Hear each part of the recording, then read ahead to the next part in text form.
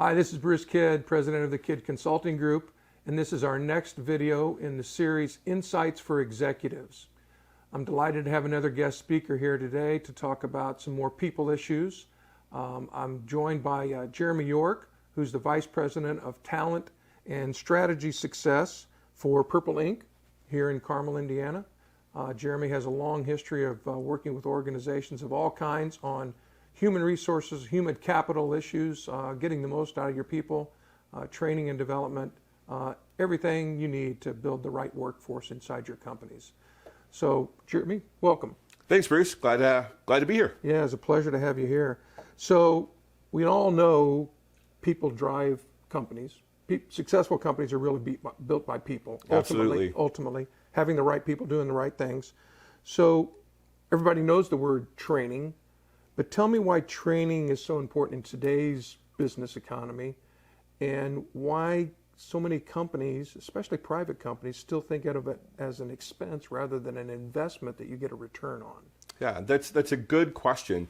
And I like what you said about people actually drive companies, right? And people are what makes everything happen. That's what makes the company go round. And I think a lot of times we forget about that as leaders in an organization, right? We're focused on our operational strategy. We're focused on our sales strategy, our service strategy, financial strategy, et cetera. But the one thing that we forget a lot of times is really our people strategy, right? And how we have to align people with our business objectives to get the work done, and that's part of it. And that is where we say enter training and development, right? Yeah. So long, training has been a topic and really, a service, if you will, that companies went to cut first when they needed to cut expenses, right? Yeah. If we needed to trim some of the fat, we weren't having a good year, let's cut training. We can do that. That's really easy. Well, what organizations were actually doing was really shooting themselves in the foot, so to speak, because we're cutting the budget that actually invests in our people. The world is changing, the economy changes. We know over the last 2 years, we've had some significant changes in the way that we do work, right? Yeah. And the way that the workplace looks now than it did, 2-3 years ago. And that required certain kinds of skills that we needed to actually, kind of gain, right? Yeah. To be able to work most effectively in those environments. And that's why training is so important. Yeah. But yet the old way of thinking from organizations was that, oh, it's just an extra, right? We don't have to have it. We don't have to have training to get the work done to make it happen. Well, now we do, because we have lost so many workers out there, right? So many people have retired. We know that, baby boomers have retired. People have left to go and work in the gig economy, doing their own thing. We're struggling to find people. So now we actually have to train these folks because we don't have a lot of people out there that have the skills, the knowledge, the experience, or even the know-how in a lot of cases to do the work we need them to do. Yeah. So what we have to do is that we have to reach out there and look and have this paradigm shift as leaders and organizations and say, we have to train now, because if we don't train, we're not going to have anyone to be out there to do the work we need them to do. So I think that is the importance of training today and why people looked at training in the past as being kind of an expense, right? Yeah. But we're in a different world, a different economy now. Yeah.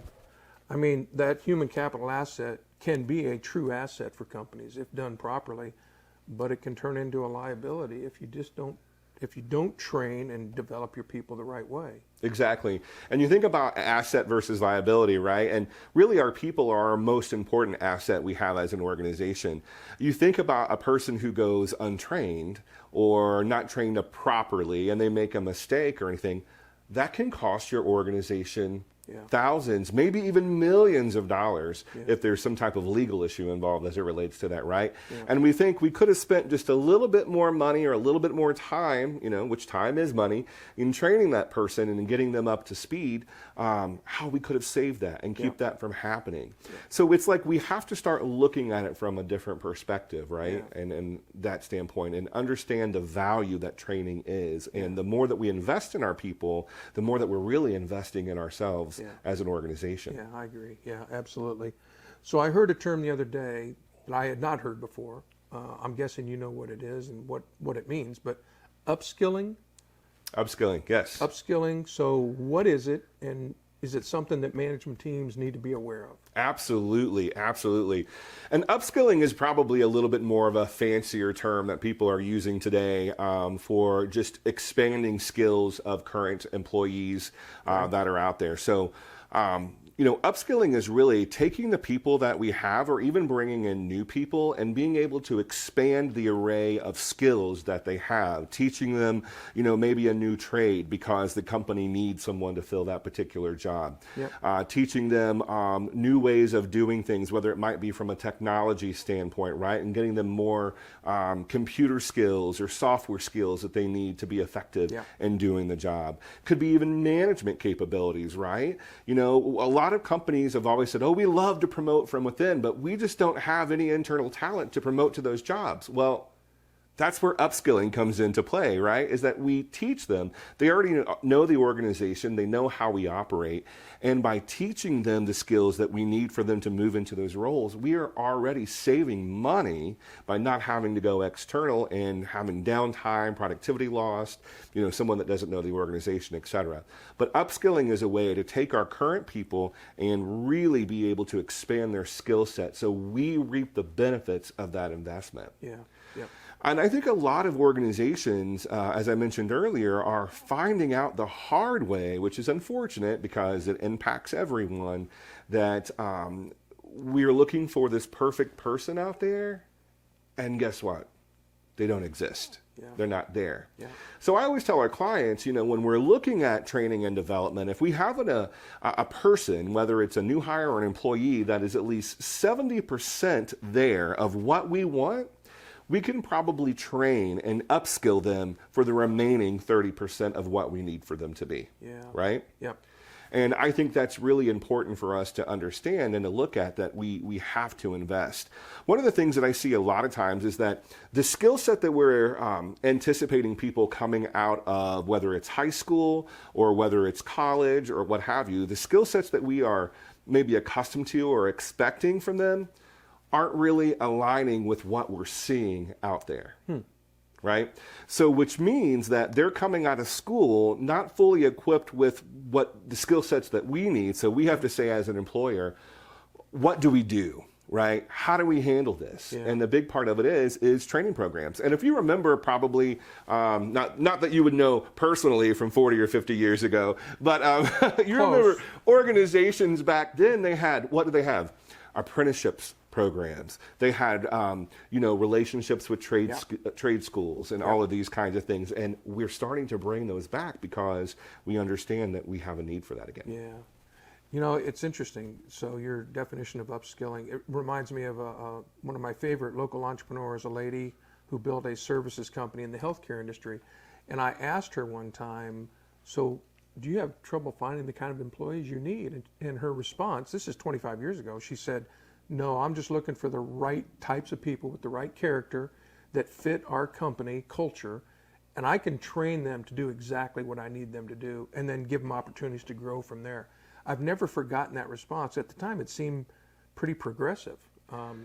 But it's what's really needed today. Yeah, I would say that's extremely progressive for that time. And one of the clients that I've been working with for probably the past 10 or 12 years, that is their philosophy. They're like, if you can find a match for our culture and to fit in for how we do things and how we see that, we will train and teach them. And they've been very, very successful. And the majority of their people have been there for, quite a few years. I mean, they have great tenure with that. They have very low turnover, but they grow their people from within and get that track for them to move into new roles. Yeah. And that is really ideal for most people, especially when we look at the current workforce and who makes up that workforce, is that they're looking for advancement opportunities and they're expecting it relatively quickly. Yeah.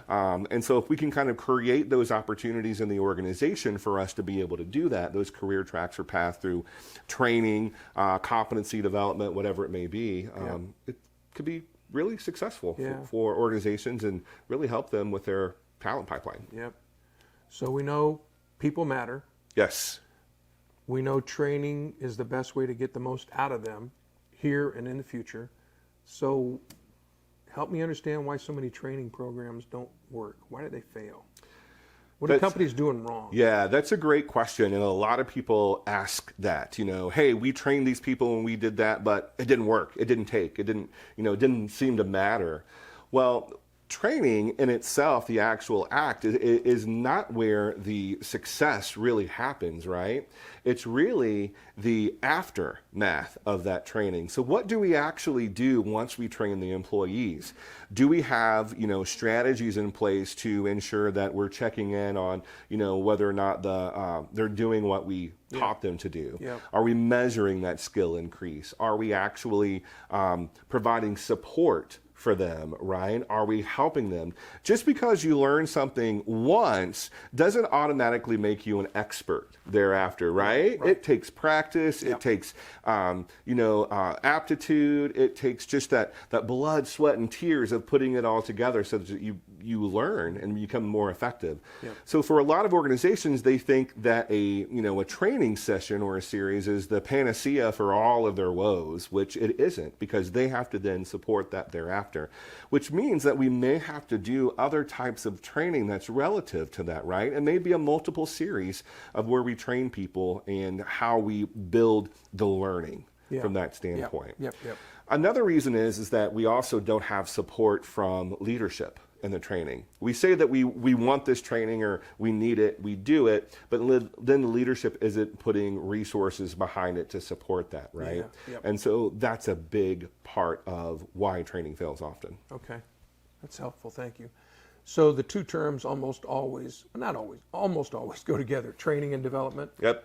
You talked about training, we've had a little discussion about, but what's the development side? What do we mean by development, really? I would say that, honestly, Bruce, I think most people don't even know what that really means when we say training and development, right? They think it's all the same thing, and it really isn't. So all of those things that we talked about, why training fails, the development piece is all the support that comes out after that. So it's going to be maybe some mentoring to help, sharpen those skills. It's going to be, the coaching that a manager may do with a person to help them hone the skill, right? And provide that support. It might be a development plan to saying, okay, now your skill level right now is basic because you went through the initial training on this. How do we move you to intermediate and then move you to expert, as that's defined? So that's the development component, and it might need to be more training. It might be mentorship. It might need to be more job shadowing. It may need to be, we give the person more projects that's going to expose them and let them utilize that skill more. That's the development piece that is behind there. And it's creating pathways of learning, creating ways to allow that person to get to that next level. Now, it may be within the skill, but it also may be within a position. So maybe I'm starting out and I'm new. And my desire is that I want to be a manager or a leader. But yet, I've never done that. So how do I get there, right? Well, I do that through a combination of training and development, because I have to learn the skills to be a leader and what that actually means and what that takes. But then I also have to have the opportunities to practice that. I also have to have the support, the mentorship, the learning, all of that. And that is the development component that comes behind there. I'm not sure this is a good example, but it's one that's relevant for me, given my golf game. But it reminds me of guys I know that are really serious about their golf game, and they do both training and development. Even if they've been playing for 25 years and they're pretty good players, they still go to a coach to get some additional training, and then the coach gives them the development, the skills they need to work on, whether it's putting or chipping or their middle irons, and they work over and over on that until they get to the level where they think they need to be. It's the same concept, is it not? Absolutely. It is the same concept. I mean, it's all about learning and honing those skills, right? I always like to use the example of thinking about a person who's an acrobat in the circus that does all of these, flips, walks on the tight wire line, and does that. They didn't become an expert in that just because they did it one time. They had people to teach them. They had people to show them and mentor all of these things. And that is the development part that helps us be better, right? So I want to run another term by you that I'm sure you understand, but I bet our audience isn't that familiar with it. Emotional intelligence. It's got to play a role in this for people that are being developed into leaders inside those companies, what do you view as emotional intelligence? What's it mean, and how do companies need to be aware of it? Yeah, well, emotional intelligence, I think we've been talking about it for quite some time, but people, I don't feel like have paid quite as close attention as perhaps that they needed to the last several years that it's been a topic. It's been around. But emotional intelligence, or often referred to as EQ, is really a person's ability to recognize, understand, and interpret not only their own emotions, but the emotions of someone else. Right? So it's very important because all the folks that we're managing are people. People are emotional beings, and people are bringing their whole selves to work these days. That means that their problems, their issues, anything that's happening outside of work, they're bringing that with them, right? So, you know, we're dealing with a lot more of a full individual than what we've dealt with in the past. I remember like my grandparents or my parents saying, you know, I just go into work, I go in, I clock in, I do my job, and then I leave. You know, you don't bring home life into work. Well, that's not how the world works anymore, especially since we've been working from home almost for the last 2 years. So that is, you know, kind of blurred that line significantly.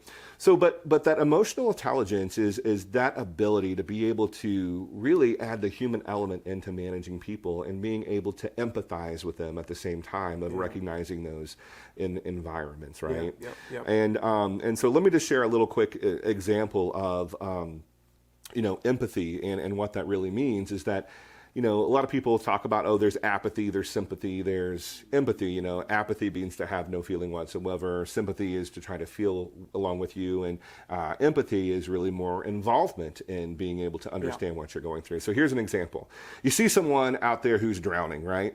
And an apathetic person says, oh, that person's drowning. Doesn't have anything to do with me. You know, they move on. Sympathy. Oh, that person's drowning. That must feel so bad for them, right? Empathy. Oh, that person's drowning. Oh my gosh, how can I help them? Right? So that's kind of that whole kind of concept of empathy and that emotional intelligence community is being able to really understand and empathize, really try to see what they're going through and help them with all of that. And that's really what part of it is. And especially from being a leader, you know, it's like about 60%, approximately 60% or a little bit more of a leader's success is emotional intelligence. Because we're managing people, we're trying to motivate people to get the work done. And that's the important element there. And do you think that emotional intelligence, EQ, can be advanced? Can you train people to be better at it? Absolutely. We do training on EQ, and we also say, you know, hey, the good news is that this can be learned, right? We can teach you some of that. Now, it's hard work, right? Because it's something that a lot of us, some people are naturally good at it, other people aren't, and we have to work at it. That's part of upskilling, right? That's what we would be doing, is really trying to help ourselves grow in that area of recognizing those things. And yes, so people can learn that, they can be trained on it. I'm glad to hear that. So you've worked with lots of organizations, all shapes and sizes, for-profit, not-for-profit. What do you think the training topics of most interest to those organizations are today? What kind of training topics are people really looking for inside their workforce from your perspective? Yeah, and I can speak to this from experience, especially over the last year or so, what we've really been seeing people ask us. One is management training on how do we better manage our people and getting critical skills in place to be most effective as leaders. That's one. We've also had people request a lot for diversity, equity, inclusion, and belonging because, you know, we have such a diverse workforce now, more than we've ever had, and diverse in a very different way outside of just race and gender. Right? And so people are kind of trying to understand how to best work with folks that are different from them, and also be able to create environments where people can feel like they belong and they actually matter. That's another one. We also have another one around conflict resolution. You know, people are asking for those kinds of things from that standpoint. Also, performance management on how do I inspire a results-driven environment? How do I give you know, effective feedback, you know, and coaching and development. So kind of along those management lines too, a little bit, but really the majority of it has really been centered around managing other people. Yeah. Is the kind of training that people are really asking for right now. Makes sense. Makes perfect sense. People matter. Last question. Has that changed because of the remote workforce? The types of training companies are needing or requesting because they have so many workers that are working from home? That's a very good question, and I don't know that I have a very specific answer to that. Okay. Yeah. But I think it has impacted it some because we've really had a lot of training requests on how to engage remote workers. Okay. And so how do we manage and engage remote workers overall? And I think that's directly related to the last few years of us moving to a work from home type scenario. Yeah. But I think overall, a lot of it is that I believe that people are starting to recognize the importance of training and the impact that it has overall in their people. And I think that's been driven by the shortage, this workforce shortage that we have. Yeah. And also people are jumping from, this organization to another one because the grass appears to be greener. And this, there are some jobs where people are willing to do that for 25 cents an hour, or they've got, more flexibility or what have you. But I think they're learning if we continue to invest in our people and find ways to do that and create environments where they actually want to work here, then we're sold, right? It really is a big part about the culture that is created that is focused on people, or I like to call it a people-centric culture. Yeah. Makes perfect sense. Well, thank you very much for your time. Well, thank you. Sharing all the expertise and insights that you have. We appreciate your time. We'll be back with our next video in the Insights for Executive series very soon. Thank you.